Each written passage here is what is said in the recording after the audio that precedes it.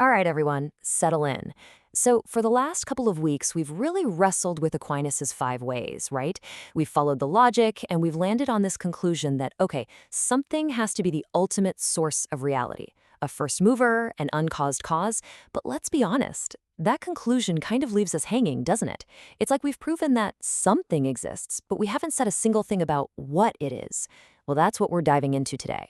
So just to refresh, remember that the five ways are basically an exercise in cosmic detective work. We're tracing the clues, motion, causality, existence itself, all the way back to a single source. They prove that there's a source, but they all point to this, well, this bright but pretty undefined point on the map. They give us a philosophical label, like first cause, but they don't give us a picture. They don't tell us the thing about its nature. And this is the question I know is on your minds, because it's the natural next step. It's one thing to say, okay, fine, for the sake of argument, a first cause exists. It's a totally different thing to ask, so what is it? A person? A field of energy? Just a mathematical principle? And I know this is where medieval philosophy can start to feel, well, a little unscientific, maybe like guesswork. But for Aquinas, this is the beginning of a new investigation, and I'm serious when I say he sees it as a scientific one. Now, Aquinas' starting point here is completely backwards from how we'd normally think. To figure out what God is, he says, we have to start by figuring out everything God is not. And this isn't some kind of vague mystical poetry. It's a super precise philosophical method. It's called the via negativa, the way of negation. The best way to think about it is like a sculptor with a block of marble. The sculptor creates the statue by chipping away everything that isn't the statue. That's exactly what Aquinas is doing with logic. And this brings us to the very first attribute he arrives at, and honestly, it's one of the toughest to wrap your head around: divine simplicity. I really want you to focus on that subtitle there, the science of removal. We are not adding cool features to a concept of God. We are discovering God's nature by systematically and logically removing every single limitation we see in the world around us. In your reading in question 3 of this summa, you see him do this. He basically takes out a philosophical scalpel and goes down a checklist of all the ways things we know are put together. Is God made of physical parts, a body? Nope, because bodies can change and be moved. Is God made of matter and form, like a statue is marble and its shape? No way, because that implies potential. Is there a difference between what God is and that God is? He says no. He just systematically dismantles every kind of composition we can think of. So why is he so obsessed with removing parts? Well, he's tying it directly back to the logic of the five ways. See, the moment something has parts, any kind of composition at all, it means it has potential. It means it could be different. The parts could be rearranged. It's not fully realized. But the first mover, the uncaused cause, by its very definition, can't have any unactualized potential. It has to be pure actuality. It has to be a complete, unified whole with nothing it could be that it isn't already. So let's be super clear here. When Aquinas talks about divine simplicity, he does not mean simple, like easy or unintelligent. Not at all. He means God is radically, fundamentally without parts. And the most important parts he removes are the ideas of essence and existence. For you and me, what you are, your essence, your human blueprint, and the fact that you are, your existence, are two different things. Your existence was sort of added to your essence. But for God, Aquinas argues, there's no blueprint that got existence later. God's very essence is to exist. What God is simply to be. Okay, I know this slide is a wall of text from your reading. Don't panic, you don't have to read it all right now.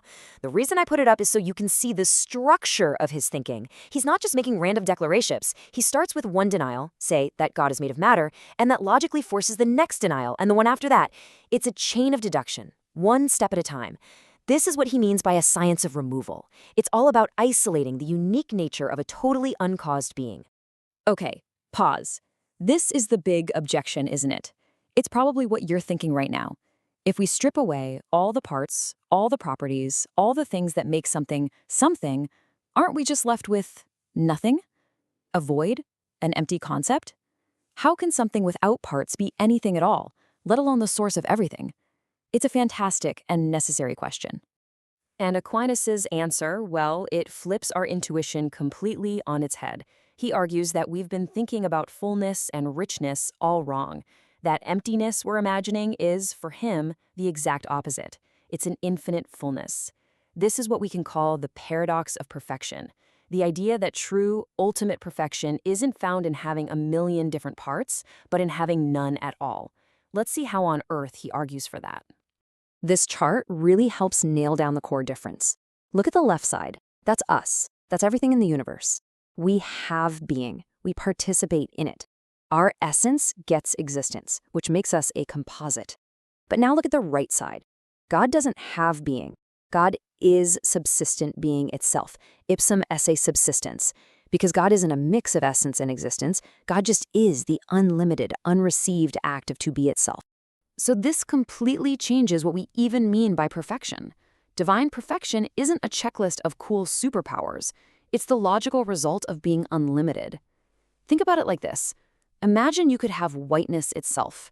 Not the whiteness of this screen or a piece of paper, but just pure existing whiteness.